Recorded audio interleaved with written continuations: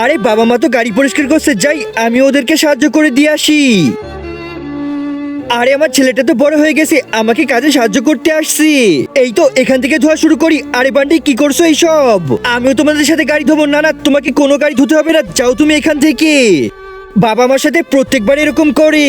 এই তো এবার আমি আমার জন্য একটা নিজের গাড়ি বানাবো। এই তো এবারে স্যান্ডেলগুলো কেটে চাকা বানিয়ে ফেলি। এই তো চাকা বানানো হয়ে গেছে, এইবারে লাঠিটা এর ভিতরে দিলে আমার গাড়ি হয়ে যাবে। এই তো আমার গাড়ি হয়ে গেছে। আরে এইসব কি? এই দেখো বাবা, আমি আমার নিজের গাড়ি বানিয়েছি, আর এটাকে আমি নিজে নিজেই ধোবো, তুমি কিছুই বলতে পারবে না। সাব্বাস বান্টি, তুমি তোমার বাবাকে অনেক ভালো মজা দেখিয়েছো। আরে এইসব কি করেছো?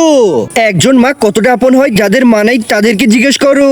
তাই আজকে যারা মাকে ভালোবাসো তারা একটি লাইক আর একটি সাবস্ক্রাইব করে দাও, আর যদি না ভালোবাসো তাহলে এই ভিডিওটা থেকে দূরে থাকো। তুমি আমার নতুন চ্যানেলগুলো কেটে গাড়ির চাকা বানিয়েছো। বান্টির বাসে আমি তোমাকে এক্ষুনি মজা দেখাচ্ছি।